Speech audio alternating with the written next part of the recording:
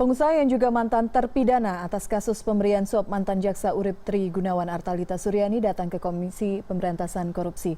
Namun belum diketahui tujuan kedatangan Artalita ke Badan Anti Rasuah ini. Artalita Suryani atau AIN tiba di gedung KPK Rabu sekitar pukul 10 pagi. Artalita tidak memberikan keterangan mengenai kedatangan dirinya ke KPK. Nama Artalita juga tidak tercantum dalam jadwal pemeriksaan hari ini. Sebelumnya Artalita pernah dipanggil KPK sebagai saksi dalam kasus penerbitan surat keterangan lunas bantuan likuiditas Bank Indonesia atau BLBI pada 25 April lalu. Saat itu Artalita tidak hadir dengan alasan sakit. Oh itu tuh. Di gedung KPK Jakarta sudah ada produser lapangan CNN Indonesia, Maria Sarjana. Maria, selamat siang. Apa alasan Artalita datang ke KPK? Apakah ada juga pemeriksaan? Ya, selamat sore Elvira. Betul sekali bahwa hari ini Artalita kembali datang ke gedung KPK Jakarta.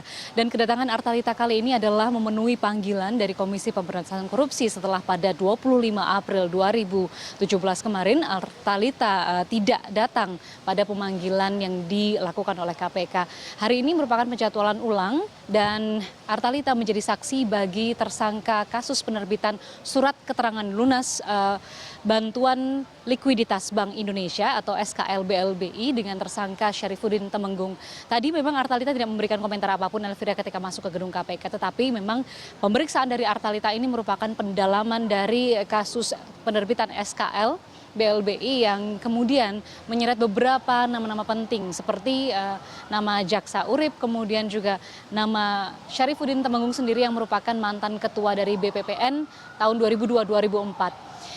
Peran dari Artalita Suryani sebetulnya cukup besar, Elvira, karena beberapa tahun yang lalu juga sempat Artalita mendekam di jeruji oleh Komisi Pemberantasan Korupsi karena tertangkap tangan, maksud kami terbukti bahwa telah memberikan uang senilai 660 US dollar kepada Jaksa Urip saat itu untuk menghentikan pemeriksaan terhadap kasus obligor Samsul Nur Salim yang saat ini berada di Singapura. Saat itu pemeriksaan ini berlanjut untuk memeriksa apakah 4,8 triliun rupiah hutang dari pemilik Bank Dagang Negara Indonesia ini sudah dibayarkan kepada negara atau belum. Tetapi kemudian karena suap inilah kasus itu terhenti dan memang saat ini KPK tengah gencar kembali untuk mendalami kasus-kasus seperti kasus-kasus yang sudah mangkrak beberapa tahun yang lalu.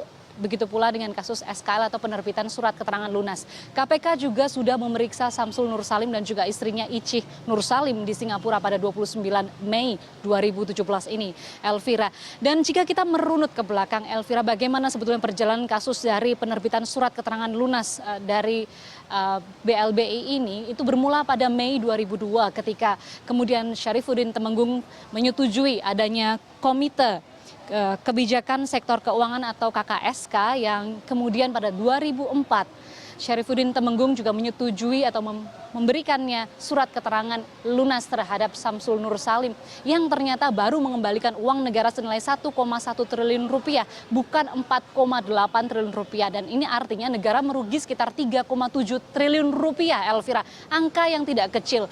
Kemudian surat keterangan lunas ini dikeluarkan pada tahun 2004 dengan Inpres 8 tahun 2002 oleh Presiden saat itu yaitu Megawati Soekarno Putri. Beberapa waktu yang lalu, Elvira, sempat juga KPK memanggil saksi ahli yaitu Rizal Ramli yang sempat menduduki jabatan sebagai menteri di dalam kabinet di Republik Indonesia ini, dan ia juga menyayangkan adanya penerbitan dari SKL dan bahkan saat itu Rizal Ramli juga sempat memberikan indikasi bahwa ini merupakan kesalahan dari pemerintahan pada waktu itu tahun 2002-2004 di mana saat itu dijabat oleh Megawati Soekarno Putri sebagai Presiden Republik Indonesia. Meskipun Rizal Ramli waktu itu juga enggan memberikan keterangan secara detail apa-apa saja kemudian yang menjadi kesalahan dari pemerintahan Presiden Megawati Soekarno Putri pada era itu ketika memberikan surat keterangan lunas terhadap obligor seperti Samsul Nur Salim yang ternyata merugikan negara 3,7 triliun rupiah, Elvira.